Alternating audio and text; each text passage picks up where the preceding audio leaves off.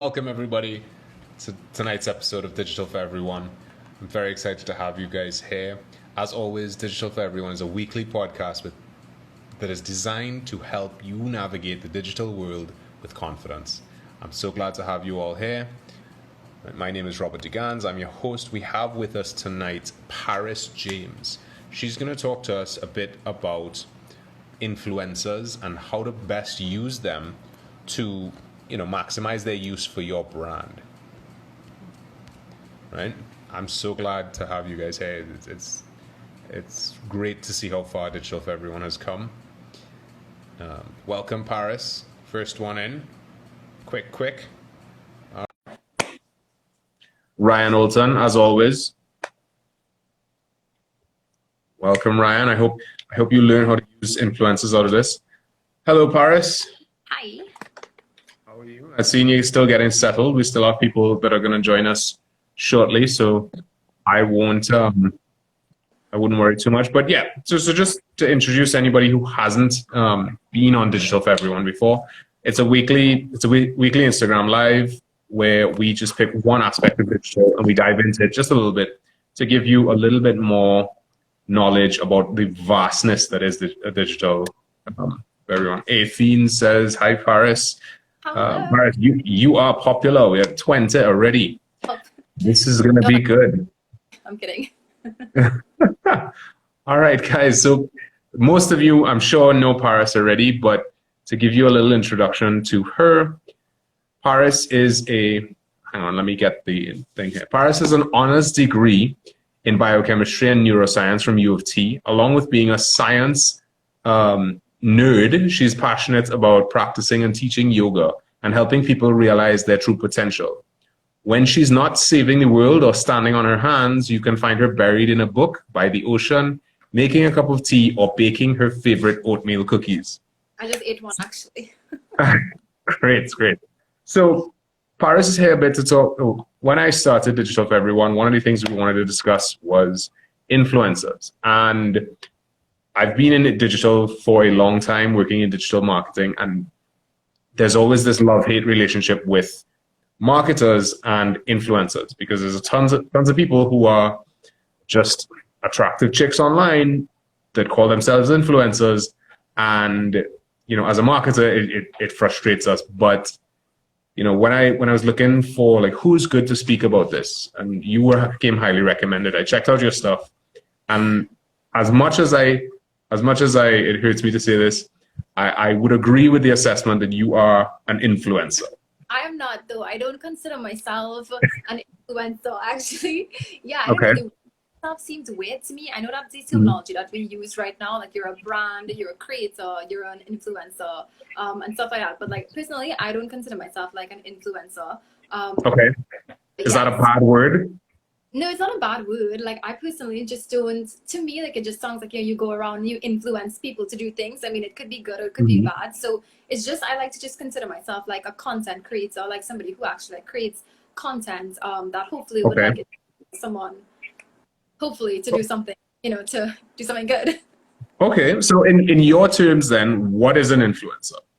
So, and there are two things. An influencer is somebody who leverages their audience on the whole as a way to market themselves and market maybe products that brands give them to market. So basically, as an influencer, you have a large following. So obviously, people are interested in what you do. They're interested in your content. They're interested in, what you use on your hair, what you use anywhere. So that would be an influencer. You basically leverage your audience to be able to market products towards them. So a content creator is kind of different in a way. So an influencer can actually be a content creator, but a content creator is where you basically do like really nice content. Like, you don't necessarily have to be an influencer, but you just make really good content, and maybe brands want to use your ability to create content to market their products. So you either leverage your ability to create really good, high quality content versus your audience. Is how I would see the difference between an influencer and like someone who creates content. Yeah.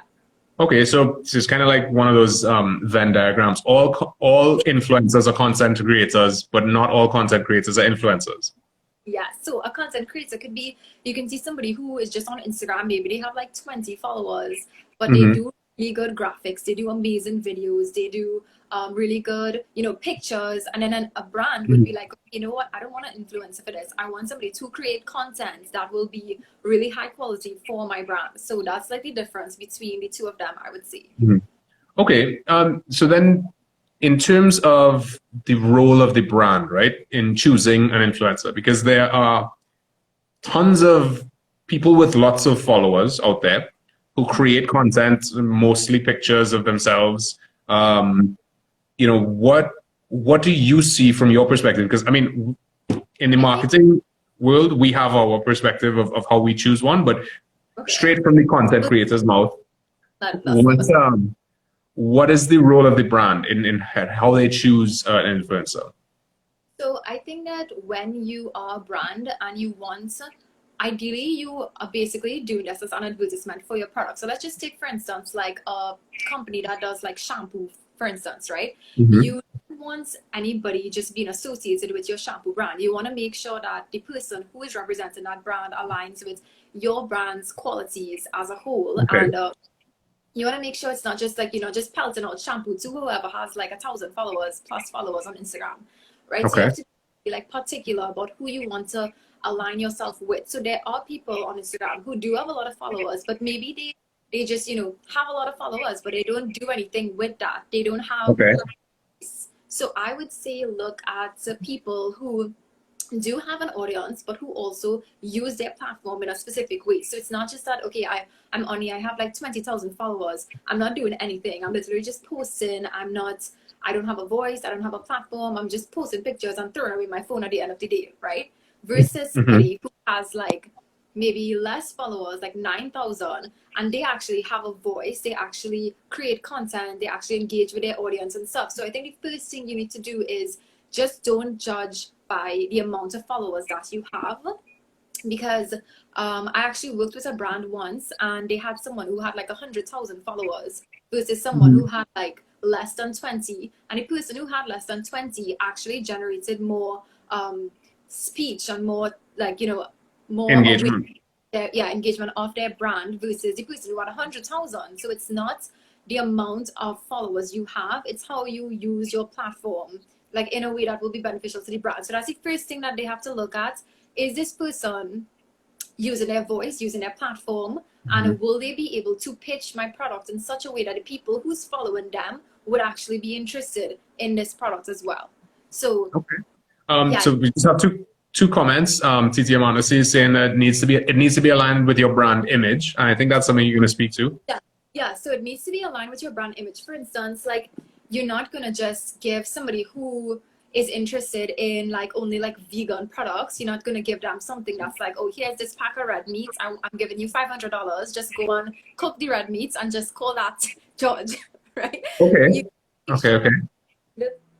with your brand. So you look at the person, you look at their audience, great, check. You look at the way that they carry about themselves, the way that they present themselves, what they post, how they engage with people, how they speak, Mhm. how they use their platform, and also their values. So I think that's really important because you don't want to go down the road as a brand. Stop me if I'm talking too fast. I said No, so. no, no. I mean, guys, if she's talking too fast for you, I'm following everything. So, Okay, so right. So if you're a brand and you align yourself with somebody and you don't take into consideration what values that they have, it can be really, really bad for your brand. Like I know like brands who worked with people and they didn't actually, know their values and know their core morals or what they were actually okay. about, that actually backfired in the end.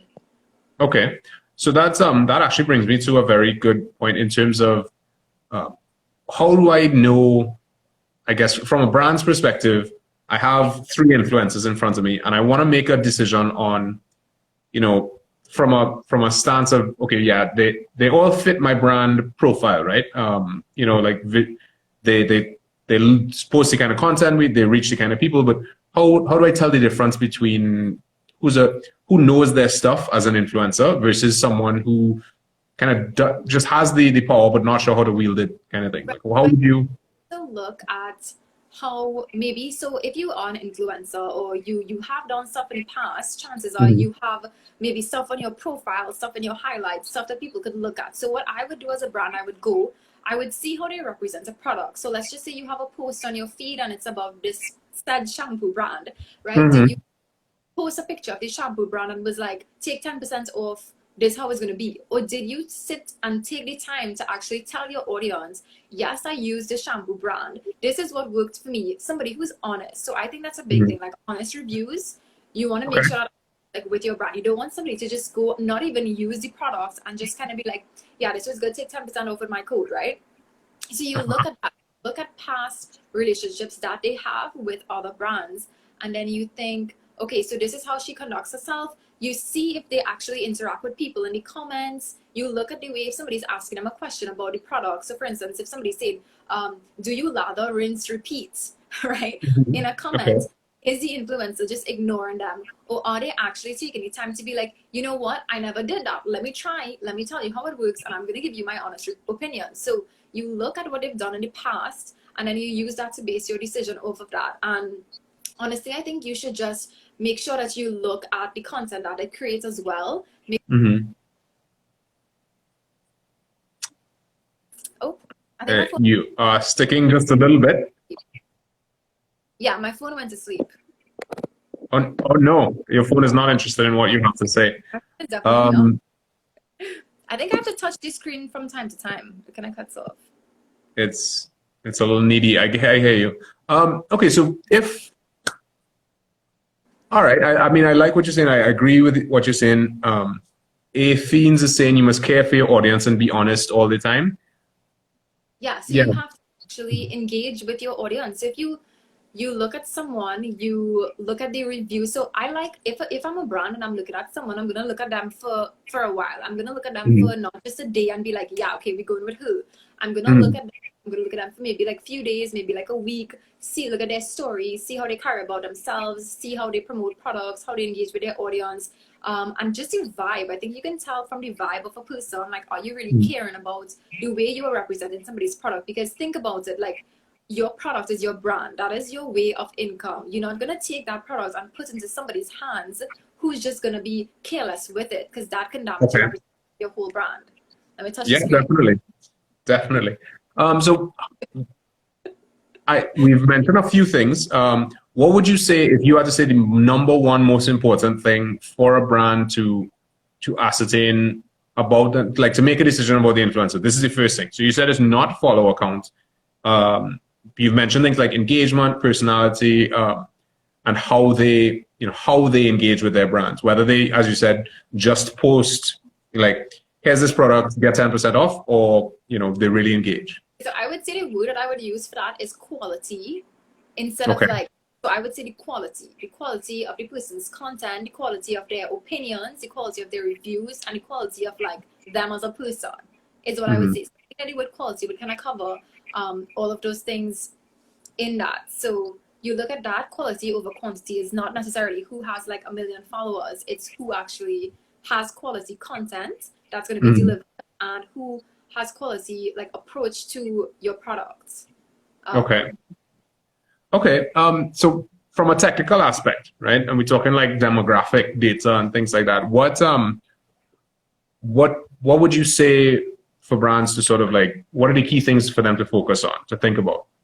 So I think like if you are an influencer, or you do have a profile that is under like a not like a regular profile, you do have insights. So you will have things like your demographics. You will have, if you look at your insights, you'll be able to tell the age of people who watch your, it's like male or female, what geographical region they're in. So I think it's important for somebody who's an influencer or content creator to know that about themselves. And I think it's important for the brand to actually check into that. So if you have a product that's predominantly male, you're not going to go to an influencer. Like, I think you should always ask like presentation of stats as well. So you ask, could you send over maybe like a little bit about yourself and about your stats, your demographic, or who's your target audience on Instagram, if that's where the promotion is going to go. And then they would have to go in their insights, and then they would have to send, okay, my people is like 97% male and like 30%. For a second, 3% female. Okay, so I mean, I think you touched on a good point there, to make sure that this influencer knows who they're reaching. Yeah, you have to know your audience. Like, I'm not going to be pitching like a male thing if my audience is like predominantly female, because it's like not going to come across as like authentic, which is another word that I think should be thrown in here at some point in time. Like, Yeah, I've seen authentic for sure in a couple of the comments. Amanda dropped that just before. are you seeing the comments? Oh, it already You there. not, you not seeing any comments? Yeah, it's flying by. Okay, so making sure the influencer knows their stuff. They know who they reach. They know their geographical, reach as well. Do you know that? Can you tell that? I mean, Yeah, so my geographical reach would be Trinidad and United States are like almost tied. And then mhm. after Canada, England, Australia, a little bit in India. I'm like, that's pretty much Okay, it. But it's United States, Canada, England are like the top 4 for me.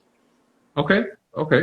And Yeah. what would you say? I mean, engagement is such a broad thing. What would you say is a good engagement? I don't want to say rate, but I guess that is what it is. Because for someone, let's say, who isn't a big brand, and it's just like, well, I'm selling this thing. I found an influencer, but I have these two, and how do I judge what their engagement is like? So engagement is calculated. There's actually a calculator that you can check online for it. Like if you Google Hmm. like check engagements on Instagram, it actually Okay. checks the amount of followers you have. I'm not good at math, but it checks the amount of followers you have and the amount Hmm. of comments and likes. It's kind of like a ratio. So it's like Okay. 1% is actually really good because I think last time I checked it, like celebrities were like 1%, and that is because they have like millions, right? So it's Right. based scale. So you could either be like 1% and then like less, like 0 point something. So you can Okay. actually Google that. What is this person's engagement? And if you can actually find it out for anyone, you can actually input somebody else's Instagram, and then you'll be able to tell their engagement percentage from that, like how many people comment or like their post based on the ratio of their following. So if they have 1 million followers, 5 people alone commenting, that's not a good engagement rate. Right. Okay. So, all right. So we have, you're reaching out to the influencer, make sure they know their stuff. If they have an engagement rate above 1%, that's considered fairly good. You What consider about, yeah. What about approaching an influencer? I'm sure that you've been approached by multiple brands. Um, Yeah. what's the right way to do it? Because I'm sure I can. Go ahead. Sorry. Yeah, no, go ahead. What was you gonna say? No, I'm sure. I'm sure that people have approached you in strange ways and wrong. Like, what's the right way versus wrong way? I You know. think like coming across as like professional because like at some point in time, like an influencer, like yes, it might just be like it might not seem like a job, like it might just seem like this person is on Instagram just posting things and doing these things, but it's actually a lot of work to promote a product or to create content for a Mhm. specific product. So I think the best way to approach is coming from a professional view. So I actually liked when people DM'd me and said, hi, is there an email that we can have Right. just to reach you with a potential collaboration? I actually thought that those emails were actually really good.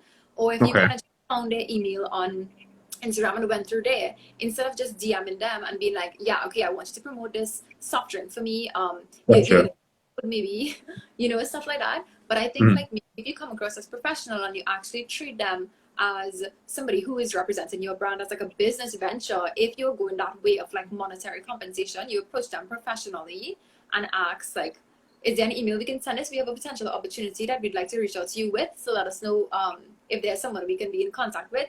Thank you. And like from there, you take it from like via email. Okay. So, well, I see you have a fan in the comments there. I don't know. In I think terms, it's sticking. I've not seen any comments. Christoph Sam sending you love. My best friend. Questions about. I see. I mean, I'm sure everybody's seen it. Use my code for a discount. And then there's this sort of general like, it's me with the product, and I'm talking about it a little bit. But what else is there? Because that's not the end all and be all of integrations with influencer. I mean, like you have to find a way to integrate it. Okay, like let's say for instance, I'll take myself as an example, right? So my content is yoga related. Mhm. So let's just say somebody gave me like a book to promote and I had to do like a really good promotion of the book. Like I did it once. I would actually try to find a way to incorporate that into an organic way. So I'm not just going to take a picture of the book and place that picture on my feed. I'm going to do a yoga pose. I'm going to hold the book and I'm going to like do like a few shots on like my stories. Like I actually have like the author of You're a Badass. She actually reposted the picture I took with her book. Very cool. Nice. Yeah. So I would actually find a way to work it into my personality. So books, anything I use, I would do it on my story first, get people like comfortable with what they are seeing on the stories first. If I'm like, if I have to do like an actual post and somebody reaches out to me the opportunity to do like a paid post, first and foremost, you have to like inform the audience that this is an ad, because that's actually like a rule from Instagram. Like if you are being Okay. paid, yeah, if you are being paid to promote a product and to like influence people to buy it, you usually put hashtag ad or hashtag sponsored at the end of something. And Instagram, Interesting. Okay. yeah, Instagram actually introduced a thing on top that says paid collaboration with. So I don't know if you ever Right. saw I have, that. yes. It's like transparency of advertising or marketing in general. Like you have to be transparent. Are you paying this person to say that this is good, or is this Right. like? So when I get something that's a gift, I usually put, oh, thanks for this gift, or like thanks for this. If I'm just Mhm. doing a casual thing. So yes, I find a way to integrate it into myself. So it's really dependent on you, and that's how like you get kind of creative or see how people get creative. Like I once did an ad for LLB, and I was doing Mhm. like yoga and drinking the LLB and like using it in different ways, trying to drink it upside down. Like it was just fun. You just have to be Oh, like fluid and make it like not just a plain flat out ad. okay. Okay. So Sharice Kassoon is asking, can you give some insights into how PR packages work? So PR packages, you basically give a PR package is public relations package. Like you give it Mhm. out as gifts. Usually a PR package is a gift. So if you approach a brand, like if a brand approaches like an influencer, maybe like a few people, what you would do is you would say, hi, I'm interested in sending you a PR package. Let me know if there's an email I can send with more details about this. If you are interested, you either hope that they post it, as in like you send it as a gift, and then Okay. that like the integrity of the product, and if it's something that they will like, that they will actually speak about it. Or if you want to be frank about why you are giving them this package, you say, is it possible that we could send you this package in exchange for? So you have to make that clear. Right. You have to make Okay. that clear. Say, hi, I'm sending this package. If you're a big brand, you really don't care if they post it or not. You just kind of hope that they like it and they post it and they speak about it. That's fine. And a lot of people do. Or you could say, I'm giving this package. Is it possible that we do like a collaboration where I give you this, and then you do Mhm. this? And if they're not okay with that, and because I mean, a lot of the times this is like a job as well. So it really just depends on the person. So you just kind of approach them from your standpoint. Like, I'm doing this, like I'm giving you as a gift. I'm giving you in possible exchange for maybe like, Right. or if the person is like, okay, they want to be, if it's a brand and they're willing to invest like money in actual content creation, that's like a third venture where you go in and say, hey, we have a budget Okay. of this. Can you create content for this? We will be sending you a PR package so that you can have products to use for this. So Okay. So interesting. So all right. So there's the basic one we've seen a million times, which is the discount code. We've okay, seen, so there's the PR package. You said also there's the integration into your content. yeah. So Yeah. Okay. sometimes people pay for that. Like if you're a brand and you really want good content and you really want to make sure somebody does it like properly, you offer them maybe like, even if you could spare like how much of is your budget, you ask them if that's okay first. So you have to also be transparent about Okay. where you're coming from. Yeah. Okay.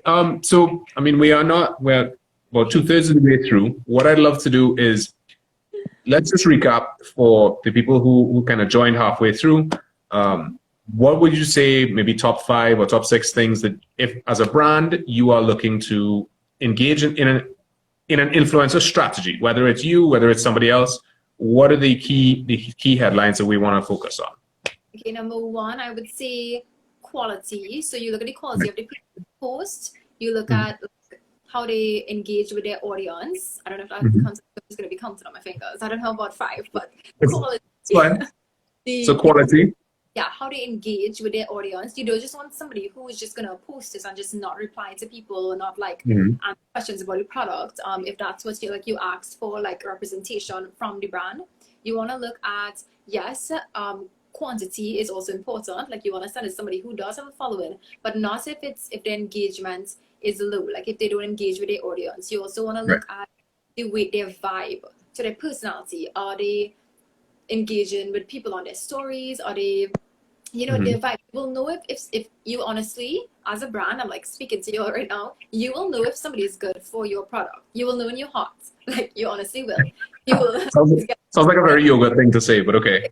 you will know in your soul, like if this is right. Like you You want to give it to them. You observe. You see what's going on. If it's Mm-hmm. something that you really can see this person being the face of your brand or representing your brand, then go that way. If you're really only sending it out and you're unsure, then it's better to just wait and feel it out, because that is your brand. That is what you work for. That's what you make. That's what you put in. You want to give it the best chance out there. So I don't know if that was 10. No, no, that's fine. It's a great thing. Now flipping it a bit. Yeah. I think one of the biggest questions that I get asked from, it sounds really corny, but a lot of freelancers, not necessarily influencers, but freelancers, how do you price your services? Now, I'm not asking you to give me your prices out here and thing, but it's I it's think, it's always difficult because no one influencer is made equal, right? yeah, so it depends on what you want. So if Mhm. you want a story, that is obviously going to cost like less than something that's immortalized on the person's feed. So Okay. usually feed posts cost a little bit more. I mean, some people quote in the US, some people quote in like TC dollars. It depends, but there's actually, again, a website that you can go on that one of my friends actually showed me. You can go on it and you can see how much, based on that person's engagement, worth how much is one of their posts worth. So if you go on this Okay. site and Google it, Interesting. you would actually see this person has this amount of engagement. They should be paid X, Y, and Z for a post. So like if you go on, like you could check like celebrities and stuff. Like you could see that the Kardashians and stuff, 500,000 is like, because of their Yeah. engagement, you would pay, which I mean is what happens. So you can go that, which is extremely professional. That's like international brands.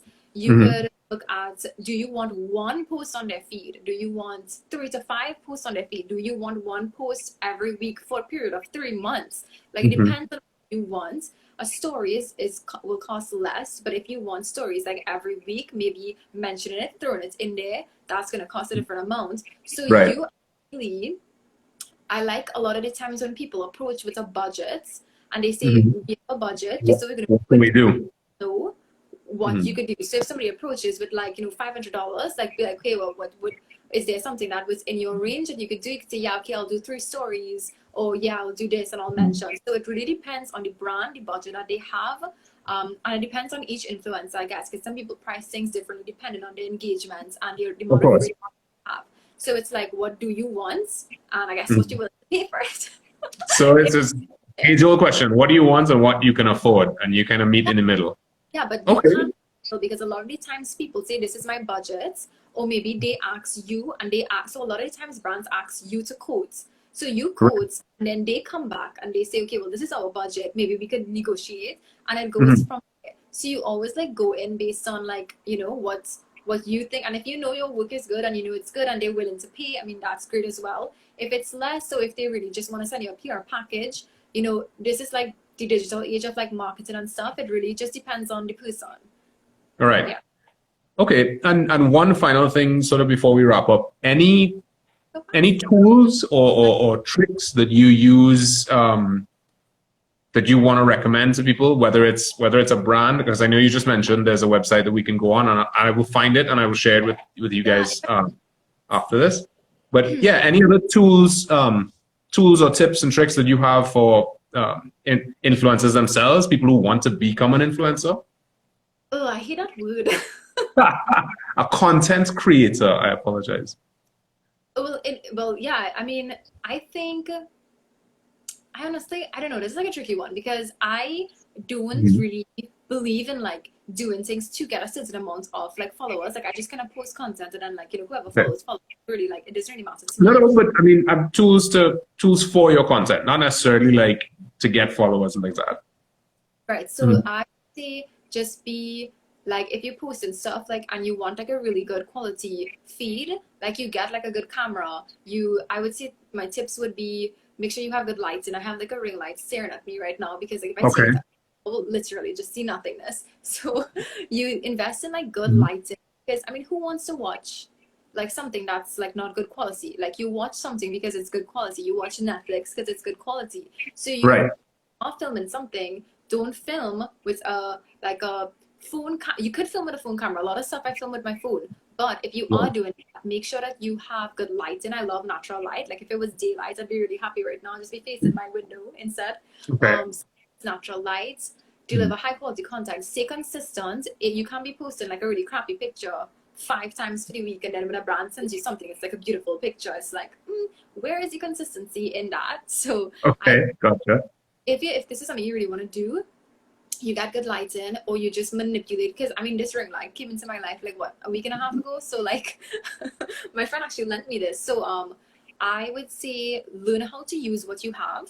If you're not starting off with natural lighting, learn how to maybe get like your camera. Like, so right now, you would not believe my phone is propped up against a yoga block at this point in time. I have an official stand, so I'm going to say that I'm a little bit better prepared. I don't have a ring light. Maybe I'll invest in one soon enough.